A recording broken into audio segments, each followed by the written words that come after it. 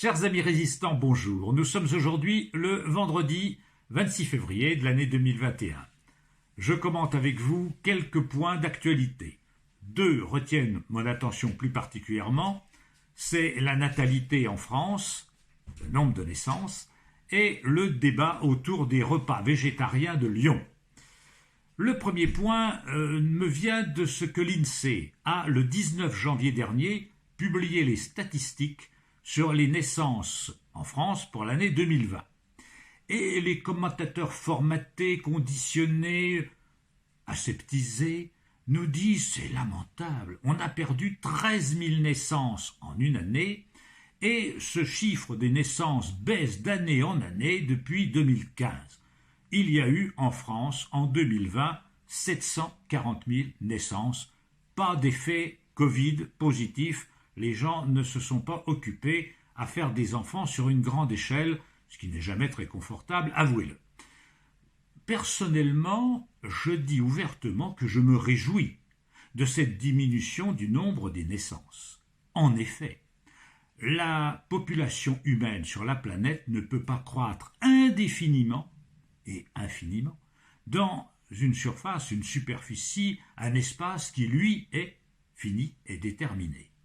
Alors, limiter le nombre des humains peut se faire de deux façons, soit en limitant le nombre des naissances, soit en recourant aux procédés d'antan, chers à Napoléon, à Hitler et à quelques autres, qui voulaient que, pour éviter aux jeunes gens de 20 ans de mourir à 70 bêtement pour rien d'un cancer, les faisaient mourir à 20 ans sur les champs d'honneur des guerres européennes ou mondiales.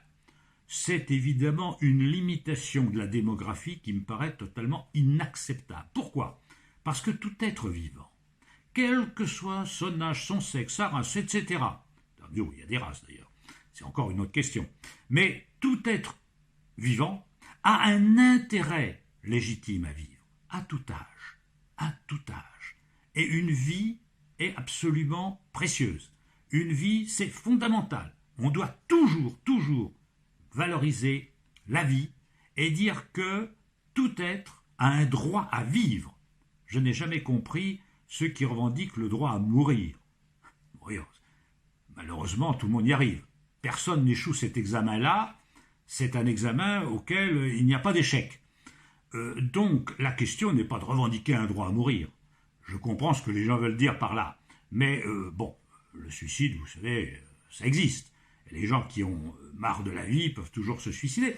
J'allais même dire avec un peu d'humour que la seule façon acceptable de mourir, c'est le suicide, puisque c'est la mort volontaire.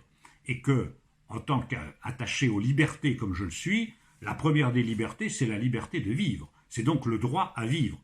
Donc, si on veut limiter la démographie, ce qui est un objectif souhaitable pour toutes sortes de raisons, c'est en limitant le nombre des naissances. C'est en réduisant le nombre des naissances. Non pas d'une manière autoritaire, à la fasciste rouge des Chinois, qui l'ont utilisé un certain temps, en disant, voilà, vous n'avez pas le droit de faire plus de 1 ou 2 enfants. Non, il faut respecter la liberté, mais il faut que l'incitation, l'éducation, la culture ambiante fasse que les gens aient moins d'enfants pour avoir des enfants plus heureux, plus aimés, qui vivront dans un monde qui restera viable et non dans une sorte de mégapole surpeuplée, polluée, absolument infernale, parce que il y a des endroits de la planète qui sont plus viables en raison des surpopulations en cours.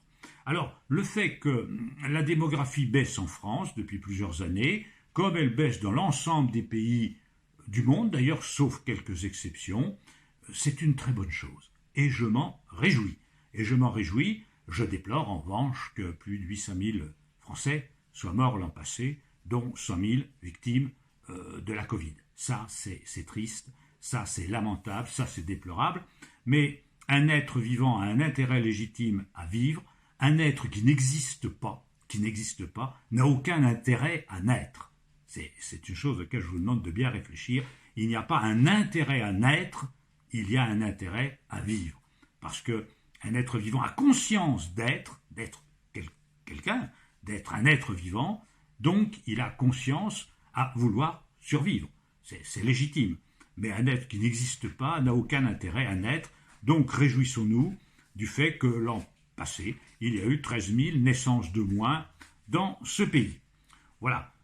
Et d'ailleurs, c'est une tendance qui est mondiale. Au fur et à mesure où la femme s'émancipe, où l'instruction gagne, où les traditions, c'est-à-dire les soumissions, tradition, c'est la soumission, les traditions sont un petit peu abandonnées, eh bien on voit dans tous les pays du monde que la femme maîtrise sa maternité et n'a pas pour seule finalité dans la vie de se reproduire, mais aussi de vivre et de s'épanouir avec un enfant ou deux enfants, mais aussi parfois sans enfant. Et c'est un choix personnel. Et pour la planète, c'est un choix qui est heureux parce que une espèce qui est proliférante d'une manière inconsidérée et sans limite est une espèce qui se condamne elle-même. Donc soyons raisonnables sur ce plan-là. Autre débat de l'époque, ce sont les débats végétariens de monsieur le maire de Lyon, qui est un élu écologiste. Et on a vu monter au créneau, ce qui montre bien leur ridicule, toute la classe politique jouait des lobbies, et notamment du lobby agro-synergétique, qui se lamente de voir une évolution culturelle s'opérer en la matière. Parce que derrière tout ça, ce sont des débats de sectes. Et monsieur de Normandie, puisque tel est son nom, ministre de l'Agriculture, ministre donc de la FNSEA, s'est insurgé contre le fait que le maire de Lyon puisse proposer dans les cantines des repas végétariens. Alors, gardons-nous de toute guerre de religion sur ce point, comme en tout domaine. Il faut appréhender les choses avec sérénité, avec calme, avec objectivité, avec impartialité. D'abord sur le plan, j'allais dire, strictement scientifique et médical. Que sait-on? Que sait-on sur le plan scientifique et médical? On ne sait pas tout, mais on sait un certain nombre de choses. Le Comité international de recherche contre le cancer a bien précisé que les viandes rouges, notamment, et les salaisons, les charcuteries, sont cancérogènes. Pour le côlon, les viandes rouges, pour l'estomac, les salaisons en raison des nitrates. C'est une donnée scientifique, évidemment. Les lobbies de l'élevage, lobby de la viande, en France, veulent passer sous silence, comme les cigarettiers. Les cigarettiers voulaient passer sous silence pendant longtemps les méfaits du tabac, et les marchands d'amiante voulaient cacher sous le tapis le fait que l'amiante est un minerai hautement cancérogène. Eh bien, la viande est cancérogène. C'est dit par des experts internationaux absolument impartiaux, pas du tout par des sectes véganes qui seraient des extrémistes pour dire cela. Bon, d'un autre côté, il y a des médecins qui font remarquer qu'une alimentation strictement végétarienne peut poser certains problèmes de carence, notamment en vitamine B12 et en fer hémitique, c'est-à-dire le fer que l'on trouve dans les viandes essentiellement, mais la vitamine B12 notamment peut être apportée par d'autres sources. Donc on peut arriver vers des régimes végétariens sans que cela mette en cause la santé des gens. D'ailleurs, la preuve en est, c'est qu'il y a dans le monde maintenant des millions de végétariens qui se portent pas plus mal que les carnivores. Et j'allais dire, entre deux excès, l'excès de viande est sûrement plus grave que les carences de ceux qui pourraient aller vers un végétalisme pur. Mais vous savez, en matière de régime alimentaire, il y a 1000 nuances. 1000 nuances. Vous avez les ovo-lacto-végétariens qui mangent des œufs et du lait, ceux qui mangent du poisson mais plus de viande de mammifères ou d'oiseaux, ceux qui mangent ceci, ceux qui mangent cela. Bon, j'allais dire, moi qui ne suis pas un gourou, je ne vais pas vous prescrire des régimes alimentaires, pas plus que je ne vais vous prescrire une sexualité, parce que ça vous regarde, c'est votre choix, c'est fonction de votre conscience et de vos goûts personnels. Et on doit respecter les goûts et la conscience de chacun. Bien sûr, l'alimentation est une affaire de conscience. L'excellent Boris Cyrulnik, le psychiatre de Toulon, homme exquis par ailleurs, fort agréable à lire et à écouter, cet excellent psychiatre précisait que dans une peuplade de Papouasie où on pratiquait le cannibalisme, un homme avait dit à un autre tu es tellement méchant que lorsque tu seras mort, personne ne voudra te manger. Parce que dans cette tribu, le fait de manger les morts, non pas de tuer les hommes pour les manger, mais de manger les morts, c'est une marque d'amour. Et il faut manger les gens de sa famille. Bon, c'est une culture. Vous avez des cultures en Asie où les gens mangent du chien ou du chat, ce qu'on ne fait pas en Europe occidentale, où on mange telle ou telle variété d'aliments. C'est une question culturelle, une question de conscience personnelle. Alors, face à ce débat, la secte, pas c'en est une, la secte des lobbies des carnivores n'accepte pas le débat et n'accepte pas qu'un maire puisse proposer des débats végétariens. C'est scandaleux, c'est iconoclaste, ça va à l'encontre de leur sacro-sainte tradition auxquelles ils sont tellement cramponnés que ces gens-là, on se demande comment ils ont fait pour abolir les combats de gladiateurs, l'esclavage, les ordalies et tout ça. Hein, ils sont tellement traditionnalistes. Or, ce qui se cache derrière ce débat, c'est pas une affaire de goût, c'est même pas une affaire de manger ceci ou manger cela. C'est que, en Occident notamment, l'agriculture et l'élevage sont devenus des fléaux. Je vais m'expliquer sur ce point. Oui, monsieur Castaner, grand macronien devant l'Éternel, inventeur de la cellule Déméter, je pratique l'agribashing et je le revendique. Mais qu'est-ce que l'agribashing? C'est tout simplement la constatation et le procès que l'on peut faire à une certaine agriculture. Qu'a-t-elle fait cette agriculture? Oh, beaucoup de mal. Regardez dans quelles conditions les animaux sont actuellement élevés. Dans des camps de concentration, dans des usines à viande, où les poules sont dans des cages, où les porcs, on coupe leur queue à vif et on les entasse, on les attache, où les veaux sont par milliers dans des usines qui appartiennent à des actionnaires. Cette agriculture moderne intensive torture l'animal. Mais cette agriculture intensive ne fait pas du mal à l'animal. Cette agriculture intensive détruit la biodiversité. 80% des insectes ont disparu en Europe en une quarantaine d'années à cause des pesticides. Les pesticides, voyez-vous, en 2007-2008, quand un ancien président avait lancé très démagogiquement, auquel il ne croyait pas du tout, un Grenelle de l'environnement, il était promis que dans les 10 ans qui suivraient, donc jusqu'en 2018, on réduirait de plus de 50% l'usage des pesticides en France. Non seulement on ne l'a pas réduit, mais les pesticides, on a augmenté leur quantité.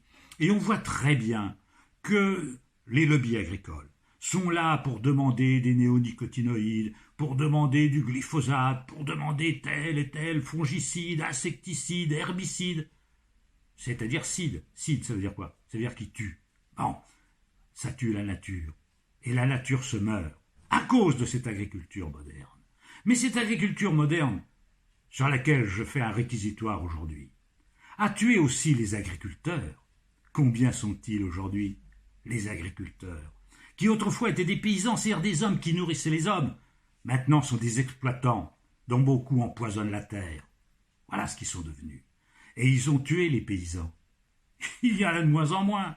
Et les usines à viande sont gérées par des actionnaires, par des trusts, par des groupes, souvent intégrés d'ailleurs avec l'alimentation ultra-artificielle qu'on donne à ces animaux, avec des sojas transgéniques qui viennent du bout du monde, là où on détruit les forêts tropicales, pour cultiver de quoi nourrir le bétail des Occidentaux. La bonne viande française. Quand j'entends cette publicité, je me dis, mais au fond, quand on achète des carottes, ou pour ceux qui achètent de la viande, c'est pour la manger, ou c'est pour leur parler? Que peut-il faire, qu'ils soient français, allemands, italiens ou n'importe quoi? Ce qui compte, c'est que les aliments soient sains, et qu'ils soient obtenus dans des conditions humainement acceptables, socialement acceptables, et acceptables au regard de la condition animale, ce qui n'est plus le cas actuellement.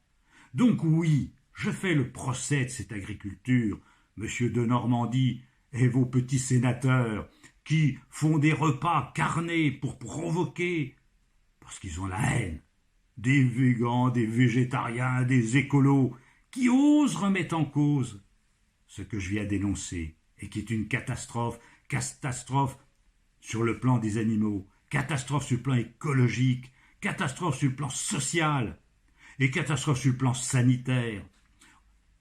Hier, 160 députés européens ont saisi les instances sanitaires de l'Europe parce qu'il s'avère que dans les pesticides, il y a 14 molécules non déclarées, dont de l'arsenic, qui sont hautement cancérogènes.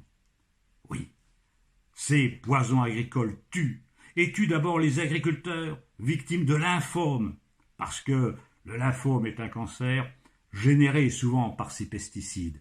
Alors, est-ce qu'on ne doit pas faire le procès de cette agriculture? Est-ce qu'on ne doit pas demander que cesse cet élevage intensif, que cesse cette agriculture intensive pour arriver à quelque chose qui soit viable pour l'animal, pour la nature et pour l'homme sur le plan social? Rendez-nous des paysans qui cultivent la terre et qui ne l'assassinent pas, qui cessent d'employer force poison parce que des firmes aussi indélicates que le furent les cigarettiers et les marchands d'amiante et de chlordécone dont je parlais tout à l'heure, veulent vendre leur poison. Parce que derrière tout ça, voyez-vous, ce qui se cache, derrière l'élevage concentrationnaire, derrière les pesticides, eh bien, c'est le mal absolu. Et le mal absolu de notre société porte un nom, et je vous en parle souvent. Ce nom, c'est le mot profit. Ah, le profit. Voilà la malédiction de cette pauvre planète. Le profit. Voilà ce qui un jour détruira peut-être l'humanité. La quête effrénée du profit, quand les États ne sont plus là pour attacher aux pieds trop légers de certains capitaines d'industrie des boulets pour les empêcher de nuire en faisant du profit, toujours du profit. Mes amis, réduisez le plus possible votre consommation de viande. Je ne vous édicte pas de mode de conduite. Je ne suis pas un prescripteur de vie. Je ne suis pas là pour ça. Je suis là pour vous dire, ayez conscience de ce qui se passe, de la malfaisance de cette agriculture moderne qui empoisonne tout et qui torture l'animal. Alors, faites un petit effort et n'écoutez pas M. de Normandie. Merci, M. le maire de Lyon, de nous proposer des repas végétariens dans les cantines. Courage à vous, vous n'êtes pas seul. Et c'est vous qui avez raison à terme. Mes amis, je vous donne rendez-vous, si vous le voulez bien, la semaine prochaine pour d'autres aventures. Merci de diffuser ma petite chronique, merci de vous abonner à cette chaîne si cela vous intéresse.